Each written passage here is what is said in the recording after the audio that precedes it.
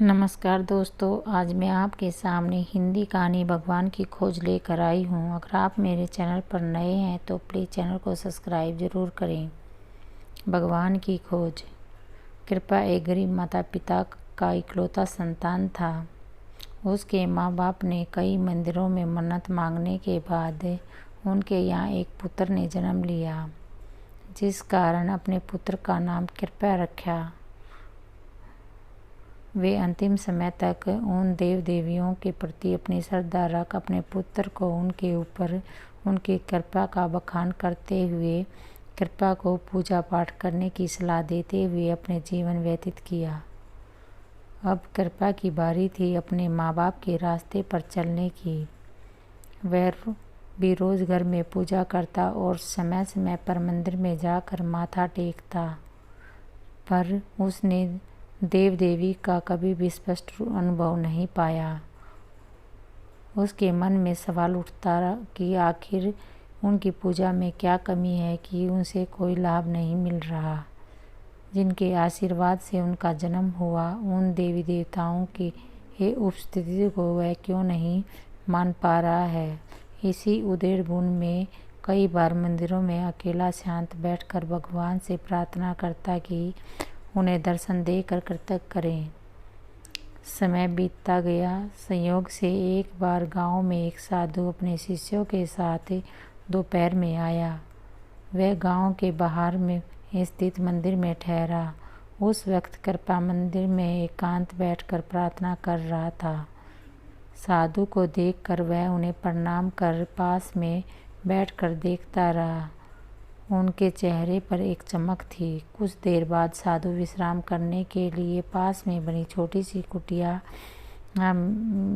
में जो मंदिर के उनके सामान्य जानकारी लिया। शिष्यों ने बताया कि गुरु बड़े ही सिद्ध पुरुष हैं। वे कई दिनों तक योग साधना में लीन रहते हैं और आज की रात वे इसी मंदिर में रुकेंगे।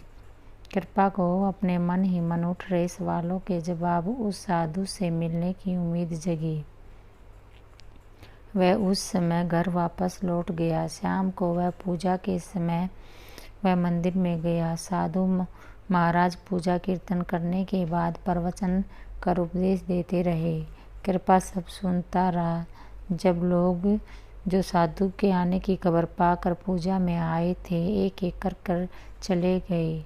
तब कृपा साधु से बात करने की इच्छा से वहीं बैठा रहा। उसे देर तक अकेला बैठ देख साधु ने पूछा, क्यों बेटा, तुम्हें घर नहीं जाना है क्या? कृपा साधु के पास आया और साष्टांग प्रणाम कर हाथ जोड़कर कहा, बाबा, मैं आपसे कुछ पूछने की लालसा लेकर आया हूँ। आप यदि उचित समझे तो मेरे मन की शंका को दूर करने के लिए आपसे कुछ पूछूंगा। साधु वो कृपा से विनम्र अनुरोध से प्रसन्न हो बोला, पूछो बेटा, क्या पूछना है? कृपा ने अपने मन के सवालों को बाबा के सामने रखते हुए पूछा, बाबा, क्या देवी देवता भगवान होते हैं? साधु विस्मय से कृपा को ऊपर से नीचे तक देखा। सच भी था कि एक साधु से जो दर दर भक्ति का उपदेश देते हुए फिर रहा हो, उससे ये सवाल कोई करे तो क्या वह देवी देवता नहीं है कहेगा? कभी नहीं। फिर धीरे से वे बोले, भगवान है बेटा, तुम्हें क्यों लगता है कि भगवान नहीं है? कृपा ने कहा, तो मैं क्यों नहीं देख पाता हूँ, न ही उनका अनुभव कर पाता हूँ। साधु ने कहा, उन्हें देखना इतना आसान नहीं है बेटा। पहले अपने आप को इस काबिल बनाओ कि तुम उन्हें देख सके। कृपा ने पूछा, मुझे क्या करना होगा महाराज, आप ही बताइए। साधु बाबा बोल पड़े, तुम्हें भगवान को देखना चाहते हो क्या? तुमने उनकी बनाई चीज़ों को देखा है, उनसे प्रेम किया है। इस संसार की हर चीज़ अलग है। अपनी समान देखने वालों के गुणों में भी भिन्नता है। क्या इस दुनिया के दिखने वाले वनस्पति, पेड़ पौधे, जीव जंतु को देख कर स्नेह किया है? नहीं ना बेटा। फिर वह न दिखने वाले अनादि अनंत भगवान को कैसे देख सकता है? फिर न दिखने वाले पर प्रेम का सवाल ही नहीं है। बेटा, हर वस्तु जीव में भगवान का वास है, अतः सब जीव पर स्नेह कर उनकी सेवा करो, उनमें देवी देवताओं को निहारा करो, उनकी सुंदरता को देख भगवान की कल्पना किया करो। तुम्हें भगवान जरूर दिखाई देंगे।